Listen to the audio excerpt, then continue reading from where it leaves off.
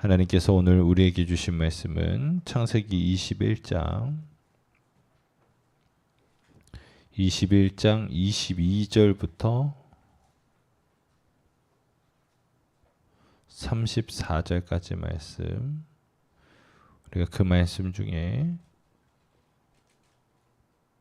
30절부터 34절까지 말씀 먼저 교독하겠습니다. 30절부터 34절까지 말씀 같이 교독하겠습니다. 다 찾으셨습니까? 교독하겠습니다. 아브라함이 이르되 너는 내 손에서 이 암양 새끼 7을 받아 내가 이 우물 판 증거를 삼으라 하고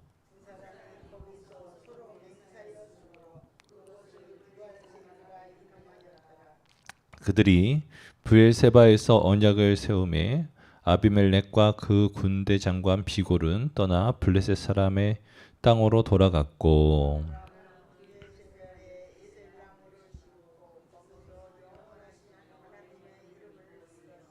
34절 같이 읽습니다. 시작. 그가 블레셋 사람의 땅에서 여러 날을 지냈더라. 아멘. 오늘은 이제 창세기 21장 22절부터 말씀 같이 계속 나누도록 하겠습니다. 우리가 어제까지 나눴던 것은 이제 이스마엘과 이제 이삭이가 분리되어진 상황인 거죠. 그러니까 엄밀하게 이야기하면 형제 간의 때로는 가족 간의 분리이기도 하지만 이제 이것을 통해서 한 민족이 새롭게 분리되어져서 새로운 시작을 보게 되는 것입니다.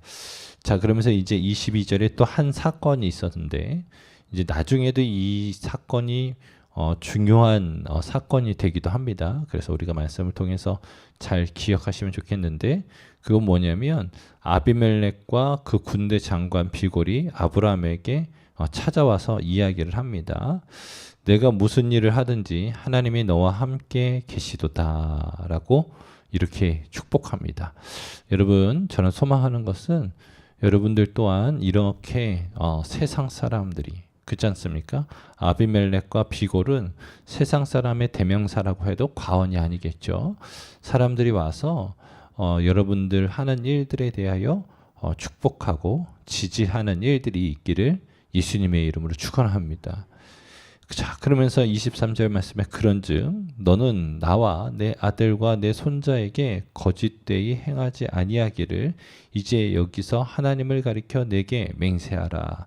내가 내게 후대한 대로 너도 나와 내가 머무는 이 땅에 행할 것이니라 라고 말하고 있어요. 무슨 얘기입니까? 이 아비멜렉은 어떻게 보면 앞을 볼 수 있었던 사람인 것 같아요. 왜 그러냐면 이 하나님이 아브라함과 함께함을 보고 야, 이 아브라함이 보통 사람이 아니구나. 왜냐면 이제 꿈속에서 하나님이 강림하셔서 말씀하셨던 사건들이 있었으니까 그 사건들을 우리가 기억해 보면서 아비멜렉 스스로가 좀 판단을 했었던 것 같아요. 아, 이 사람이 보통 사람이 아니구나. 하나님께서 지키는 사람이고 하나님께서 함께하는 사람인데 이 민족이 강하여질 것 같고 마치 이 민족 때문에 우리의 미래가 불안할 것 같다라는 여러 가지 생각들이 드는 거예요.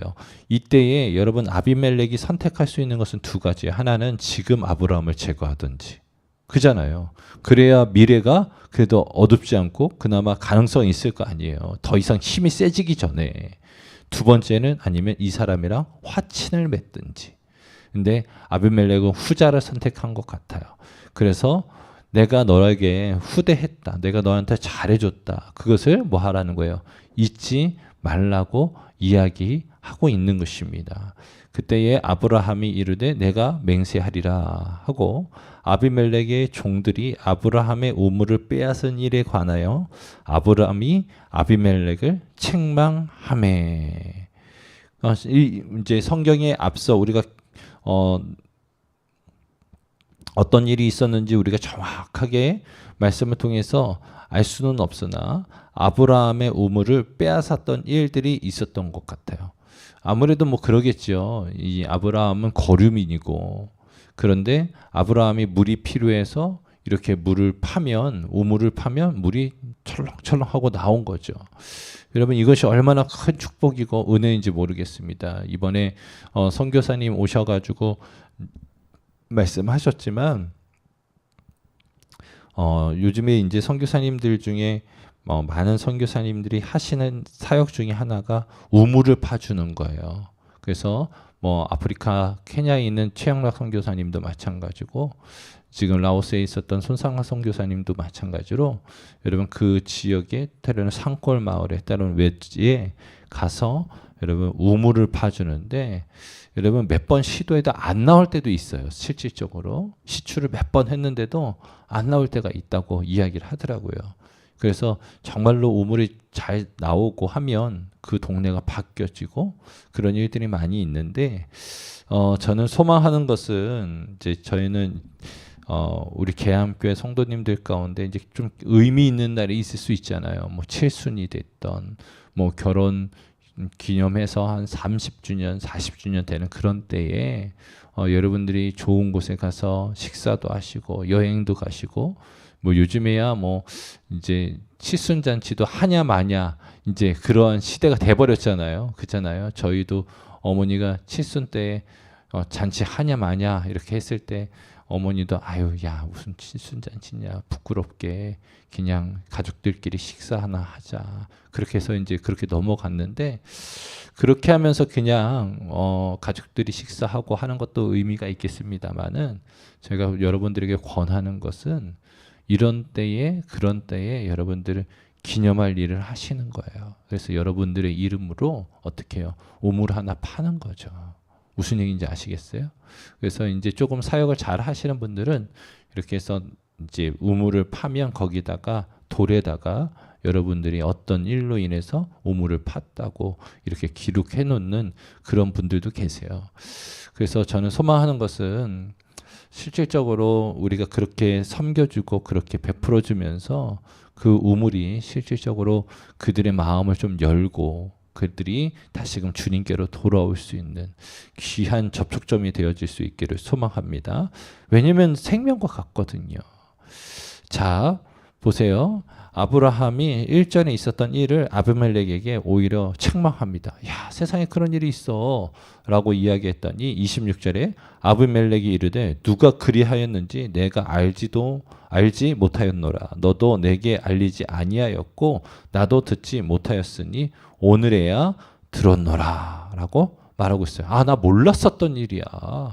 나하고 관계없었던 일이고 너 예전에 나 만났을 때도 얘기 안 했잖아 라고 하면서 이제 아비멜렉이 아브라함의 그 억울하고 그 속상했었던 마음을 헤아려 줍니다. 그러면서 이제 아브라함과 이제 아비멜렉이 어떻게 합니까? 언약을 맺어요. 무슨 얘기인지 아시겠죠? 자, 아브라함이 양과 소를 가져다가 아비멜렉에게 주고 두 사람이 서로 뭘 했어요? 언약을 세우니라. 아브라함이 7 암양 새끼를 따로 놓으니 아비멜렉이 아브라함에게 이르되 이 7 암양 새끼를 따로 놓으면 어찌미냐라고 물어봐요. 그랬더니 아브라함이 이르되 너는 내 손에서 이 암양 새끼 7을 받아 내가 이 우물 판 증거를 삼으라 하고 두 사람이 거기서 서로 맹세하였으므로 그곳의 이름을 뭐라고 했어요? 브엘세바다. 여러분 브엘세바는 어떤 의미냐면 7 우물 때로는 맹세의 우물, 약속의 우물 이렇게 되어졌단 말이에요.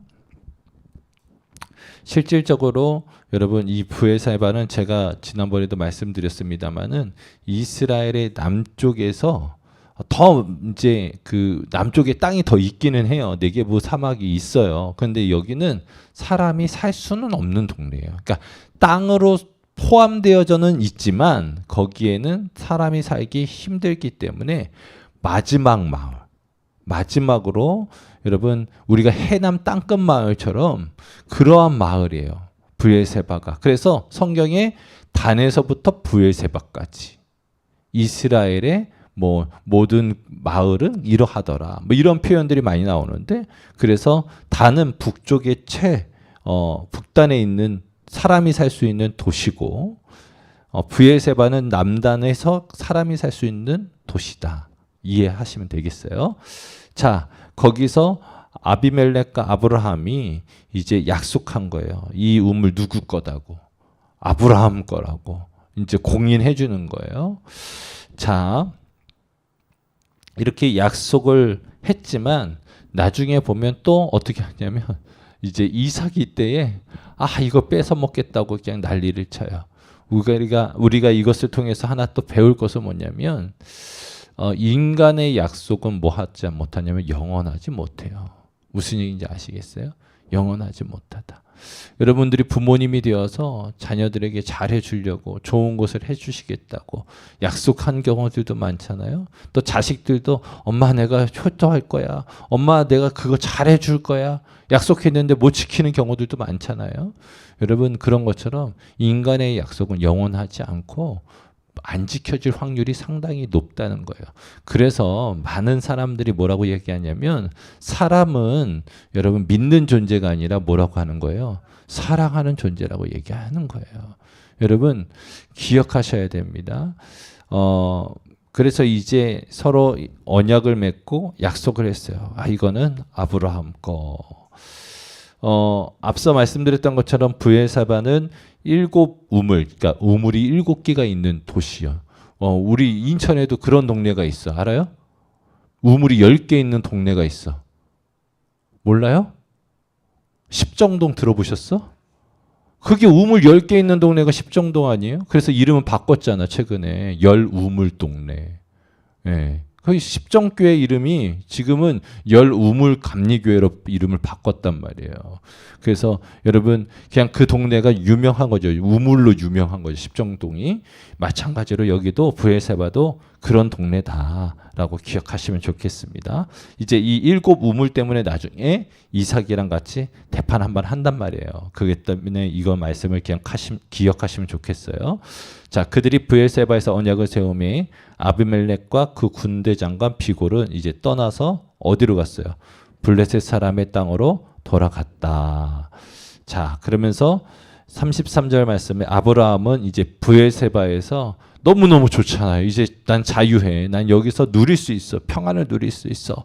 하면서 어떻게 했냐면 이제 기념 식수를 이제 심었습니다. 어떤 나무를 심었냐면 에셀 나무를 심고 거기서 영원하신 하나님 여호와의 이름을 불렀으며라고 기록하고 있습니다. 에셀 나무는 쉽게 얘기하면 상수리 나무예요. 무슨 얘기인지 아시겠죠? 우리가 아는 것처럼 여러분 잎사귀가 작은 비닐같이처럼 촘촘히 붙어 있는 상수리 나무인데 이 나무는 우리가 아시는 것처럼 그렇게 크지 않아요. 이제 9m까지 자라는 나무도 있긴 하지만 그만큼 자라는 나무는 흔하지 않습니다. 그런데 이 나무의 특징은 뭐냐면 지하 땅끝 30m까지 뿌리가 깊이 뿌리 박혀요. 그래서 여러분 이 나무는 지하수를 흡입할 수 있을 정도로 생명력이 탁월합니다. 그래서 여러분 이 땅에서 이 척박한 땅에서 살아남는 아주 좋은 나무예요. 아마도 아브라함은 이 어떻게 보면 마지막 인간이 살 수 있는 이 땅, 그러나 풍요롭지는 않고 조금은 척박하고 때로는 힘든 이 땅에서 내가 이 에셀나무처럼 하나님과 함께 살아나리라, 버티리라 라고 하는 마음을 가지고 심은 것 같습니다. 실질적으로 이 에셀나무는 많은 사람들에게 휴식지가 되어지고 쉼의 자리가 되기도 합니다. 그래서 우리가 기억해야 될 것은 우리가 마치 에셀나무와 같이 때로는 그렇게 누군가가 와서 쉴 수 있고 기댈 수 있는, 때로는 이 네게부 사막을 이제 겨우 건너가지고 이제 여러분 사람이 살 수 있을 만한 땅으로 들어왔을 때 사람들이 좀 쉬고 싶을 거 아니에요. 긴장하고 있다가. 그래서 이 에셀나무 숲에서 좀 쉼을 얻었던 것처럼 우리 개암교회가 그런 나무가 되어졌으면 좋겠어요. 그래서 열방에서 사역하시다가 지치고 때로는 몸이 아프셔서 돌아오시는 우리 선교사님들을 좀 위로해드리고 격려해드리고 그러한 교회가 되기를 소망합니다. 그래서 제가 또 소망하는 건 뭐냐면, 기도하는 것 중에 하나는 뭐냐면 여러분의 자녀들 가운데 아주 훌륭한 사람들이 많이 나와서, 특별히 의사들이 많이 나와서 선교사님들이 대부분 어떠냐면 아파서 돌아오시는 경우들도 많고, 사역을 다 마치고 돌아왔는데 아파서 여러분 쩔쩔매시는 분들이 많이 있어요. 제가 이제 군대에 있을 때 제가 이제 우리 막내가 다치는 바람에 개 끌고 오다가 한여름에 이맘쯤 됐던 것 같아요. 이제 군대는 나무로 계단을 만들거든요. 그래서 이제 산에 있는 나무를 잘라다가 이제 기둥을 세워놓고 그다음에 거기다가 흙을 채워가지고 계단을 만드는데, 그 앞에 부분은 나무잖아요. 그러니까 비가 많이 오고 이럴 때는 이제 이끼도 생기고 미끄러워요, 썩어서. 근데 이제 망둥이가 이제 첫 훈련인데 아주 그냥 퍼져버린 거예요. 그래가지고 개 군장 메고 개 끌고 가다가 제가 확 넘어져서 허리를 다쳤어요. 그래가지고 홍천에 있는 병원으로 후송을 갔는데, 거기 이제 담당하시는 민간 목사님이신데 원래는 군인이셨어요. 오랫동안 군 생활하시던 목사님인데 사이판에서 사역을 하시다가 오셨는데, 그 이유가 뭐냐면 이제 사이판이나 이런 나라에 물이 안 좋아요. 석회질이 많아요. 뭐 이스라엘도 마찬가지고. 그래서 근데 돈이 없으니까 그냥 거기도 어떻게 하냐면 우물 파서 지하수 마시다 보니까 몸에 석회질이 쌓여가지고 아프셔서 들어오셨어요. 그래서 그 목사님도 이제 군인 생활을 오래 했으니까 이제 군인병원에서 같이 목회도 하면서 도움을 받으셨거든요. 저는 그게 너무 기억이 나요.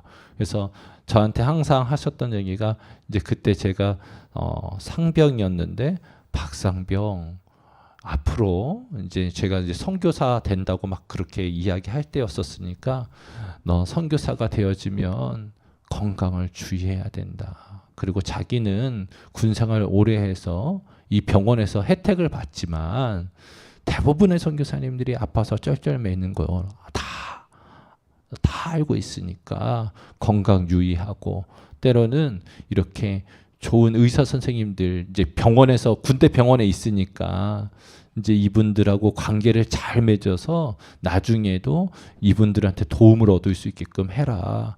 이제 그렇게 이야기를 하셨어요. 그래서 지금도 제가 그때는 허리 다쳤었으니까, 제가 만약에 허리가 아프면 저는 천안에 있는 단국대 병원에 가서 수술을 받을 거예요. 왜 그러냐면 거기에 제 허리를 봤던 군의관님이 거기 교수님이시거든요.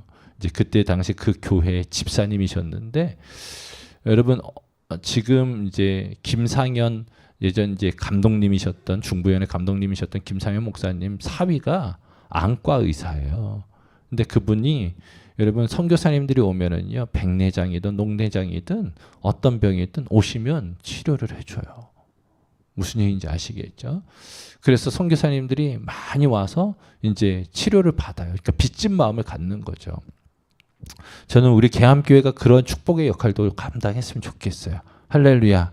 우리는 이미 이제 의대 가고 싶어도 갈 수가 없는 때가 됐잖아. 그러니까 어떻게 우리 손주들이, 우리 아들들이, 우리 자녀들이, 우리 후손들이 그러한 사역들, 뭐 간호사부터 시작해서 한의사부터 시작해서 때로는 우리 선교사님들의 도움을 줄 수 있는 그런 이들이 될 수 있기를 예수님의 이름으로 축원하고요.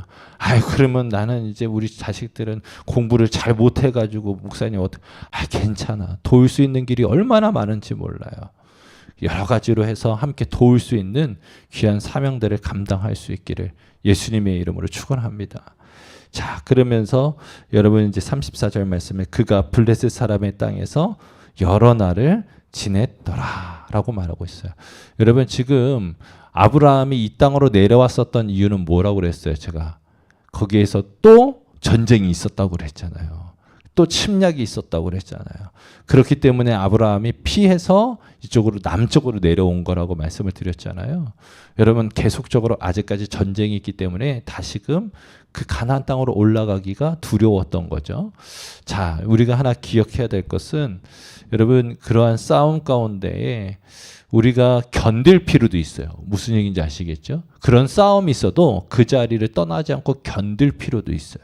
근데 한편으로는 여러분 지금 그 싸움에 휘말리지 않게끔 피할 필요도 있는 거예요. 무슨 얘기인지 아시겠어요? 때로는 잠잠히, 때로는 하나님께서 기회를 주실 때까지 기다릴 필요도 있는 것이죠. 그래서 우리가 좀 지혜롭게 영분별을 해가면서 여러분 우리가 지금 어떻게 신앙생활을 해야 할지를 점검해 보셨으면 좋겠는데, 요즘에 수요일 날마다 계속적으로 영적 무장에 대해서 계속적으로 말씀을 나누고 있는데, 지금 뭐 할 때냐면 우리가 우리 스스로 하나님의 군사로서 준비를 점검할 때라는 거예요. 무슨 얘기인지 아시겠어요?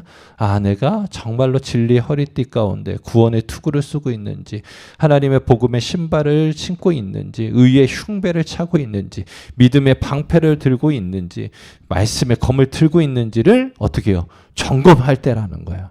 할렐루야. 그렇게 해서 때가 되어져서 하나님께서 앞으로 나가라, 그 땅으로 가라 라고 할 때에 아멘 하고 갈 수 있는 여러분이 될 수 있기를 예수님의 이름으로 축원합니다. 같이